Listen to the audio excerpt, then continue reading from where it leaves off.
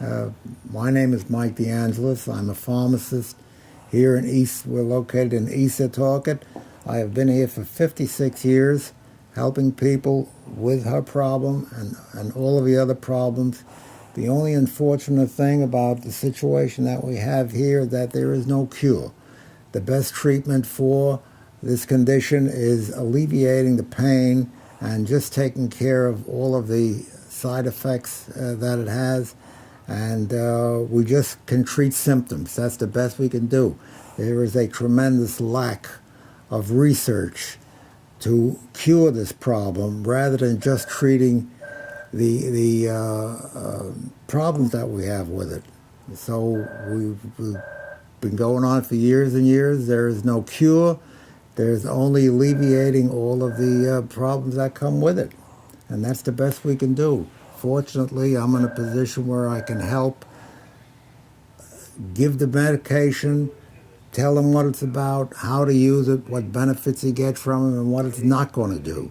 That's the unfortunate part, what it can't do. But we do help as much as we can. And it is a big help for the patients with this problem to get the medications and have it when they need it, and they will need different medications, pain relievers, antibiotics, anti-inflammatory. Whatever the symptoms are. We can only treat the symptoms. We cannot cure it, which is very, very unfortunate. And I'm sure that future research will, at some time, come up with something to cure rather than just relieve symptoms. And you came up with a very good idea of having the Army try to do some research, because the troops, when they're in battle, they undergo surgery, multiple surgeries, and with the multiple surgeries is where you have this scar problem.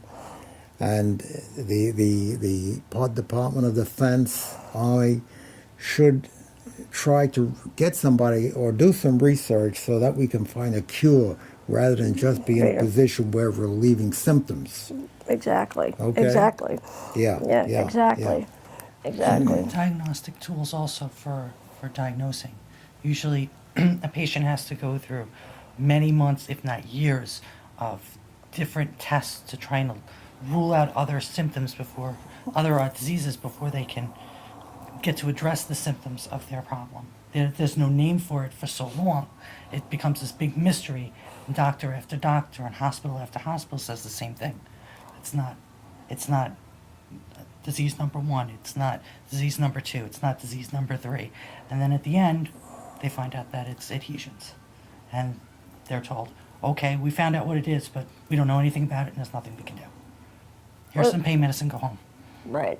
Or they're not willing to work on a patient because like you and I, we've been denied surgery because they'll say, well, it'll only return. Right. And when it returns in vengeance, you know. So your options are surgery to alleviate the problem, which just makes the problem worse, or you live with it.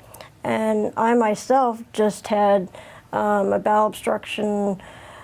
Last week I was in the hospital for a whole week, and they didn't want to do surgery because I had just had surgery 10 months ago. And so we just basically did pain management in the hospital and rest to try to make the bowel rest with clear liquids, less pressure, and try to see if we could get this thing to unkink, and which it did, thank goodness. Because to me it felt like I was giving birth to a child for 4 days with relentless spasms. And that's the other thing that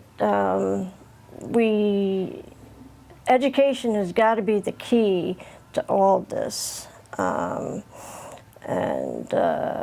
So not only with, I think, with the Army and the defense team, that way we would be educating them as well. Sure. Oh, yes. You know, so Not to mention patient support. Patient Support support. is very important.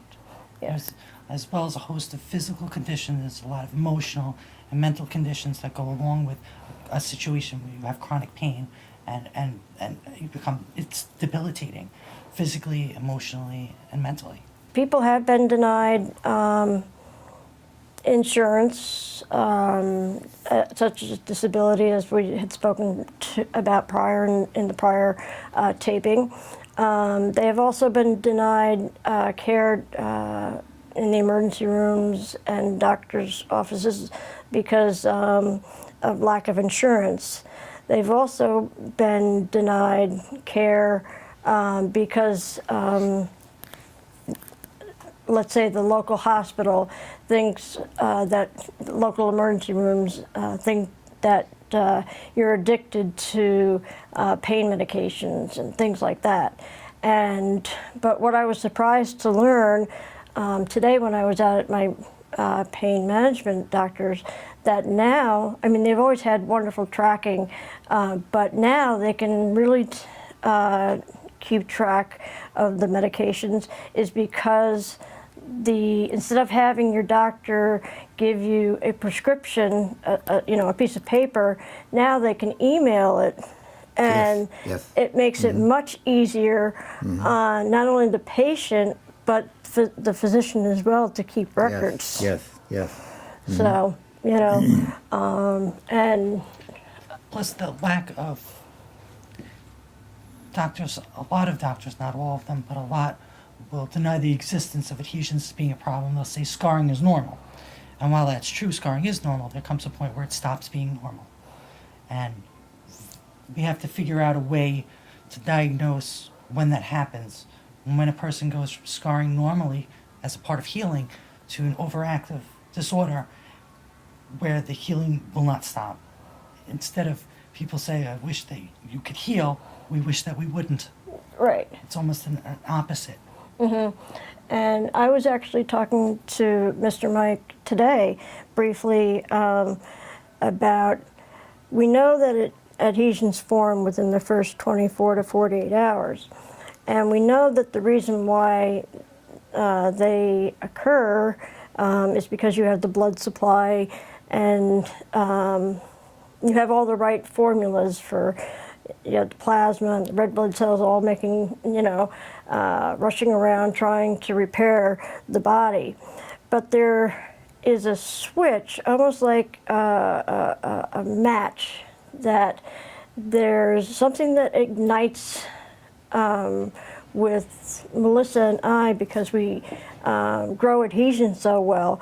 We need to find what gene that is or what chemical that is, and try to snuff that out, because we grow it so quickly. We're athletes at it. It's almost as if we have an overactive immune system. Yeah. Our immune system has decided that just healing isn't enough. It has to continue to heal. And there's supposed to be a time when healing ends and something is considered healed. Right. But with us, this healing never stops. Yeah, I believe that some of the pharmaceutical companies should research and find out what triggers the scar formation. There must be something that's doing it. The body will normally form scars, but then for some reason it just continues to scar, and there must be a trigger that the pharmaceutical houses can research and find a cure for this problem, rather than just treating symptoms. As we spoke about drug addiction, that can become a problem. But these people have pain. It's constant pain. It's chronic pain. It has to be treated. And yes, some people, after taking these pain medications, will be addicted. But it's unfortunate. It's a side effect. It cannot be helped. What we do need is a cure, not just something to alleviate the symptoms. Alleviating the symptoms is okay for a while, but it can lead to drug addiction, and it does lead to drug addiction. So we have to get the research companies, the Department of Defense for our soldiers who return home wounded and need consecutive and more than one surgery, constant surgery for some of the repairs that the boys get. It has to be, it has to be taken care of. It's just something which we just can't let go. The diagnosis is very difficult. I'll give you my own case. I had rheumatic fever when I was 12 years old.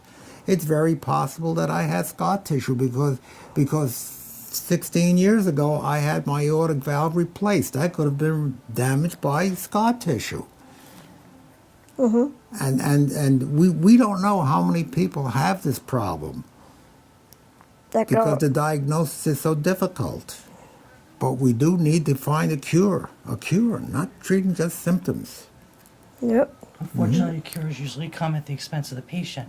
Instead of being able to diagnose the problem when it first begins, the patients can sometimes wait months, even years, and have to face an exploratory surgery or a bowel obstruction before they're finally diagnosed with something.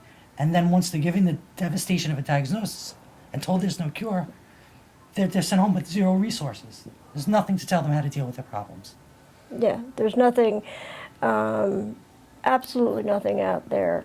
You and I have been hooked up together for 16 years, and we've made our own kind of support group. But we try to help other folks from all over the world and all over the country. I've gotten all sorts of calls, and I work hard at trying to get them to the right place and the right facilities and things of that nature. This kind of disorder, it impacts somebody's complete person, not just their health. It impacts their family, their careers, everything around them. It's not just them that's scarred. Everybody's scarred.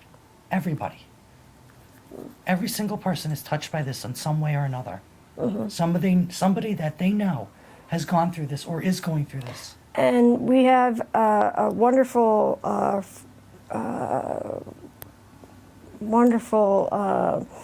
friend that has been dealing with this scarring. She had abdominal scar, but she also has scarring in the back. And she's had multiple surgeries, and she's having a hard time healing now in the back. But our wonderful friend has been married. Many years. Has been married 45 great years, and one day recently I got a horrible email that her husband is now leaving her because it's just become too much for him to handle. Mm-hmm. Unfortunately, people lose their family and their friends, all too common from this. Yeah. People don't understand. There's no literature that you can give somebody coming out of a doctor's office. What do I tell my family, they say? Yeah. Exactly. How do I explain this to my coworkers? How do I tell my boss I won't be in today? Right. Because of it. Because of it. And it becomes a huge financial burden, not only on the patient. I mean, myself, I've spent over $40,000 in 1 year trying to find someplace and a doctor that would actually take care of me. But you look at any one of us, it's costing the insurance companies a lot of money to take care of us, and a lot of the insurance companies will deny us care sometimes, and. But I think of the men and the women that are in our Army, and look how much they would be spending on repairing their wounded. Yes. I mean, we're talking probably trillions of dollars, you know, and that we could save if we had the right research. This should be something that should be monitored. We should have a statistic, at least a number. How many people are living with this? How many people are dying from this? And we should also have well, we were talking about, again, this today, we were talking about having a form. Consent form. They tell you everything that can go wrong with you when you go in for surgery, but one word you never see is adhesions, ever. So we want to change that so that by making the patient more aware, they can become their own advocate. Yeah, you're never told. When I had my surgery when I was 24 and I lost the spleen, gallbladder, and the tail of the pancreas, I never thought 10 years later I would be suffering with a bowel obstruction due to a single band of adhesions. And yet, 40 years later, or another 20 years later, I'm suffering with it so much that I had to stop working and had to fight for Medicare.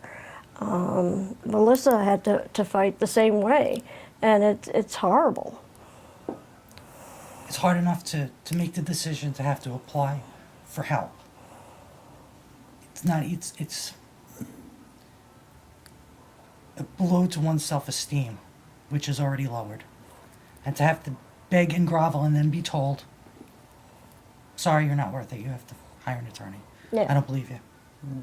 The stacks of medical... One of the major make a problems is that it's so difficult to diagnose. Right. But even That after is- diagnosis, I was denied. Years after diagnosis. Yeah. And I was told that, But- I need but- to hire an attorney. But for many people, our soldiers and people who get involved in accidents, they're never told when they undergo surgery that there's a possibility, because the doctors don't want to mention it, because how are they going to know? It's like they're How are they dirty. gonna know? It's their like Surgeon's dirty little secrets. Anytime anyone has to go back for a second surgery, they should be told about it. This may happen, this may continue to happen, and you may need surgery again and again and again until we can find a cure for this. Yeah. There is no cure. We're treating symptoms. We're doing surgery. We're not curing anything. We've got to have the pharmaceutical houses research and research and research until they come up with something. Here's a pill. This will stop the scar tissue from forming. Case closed. Closed.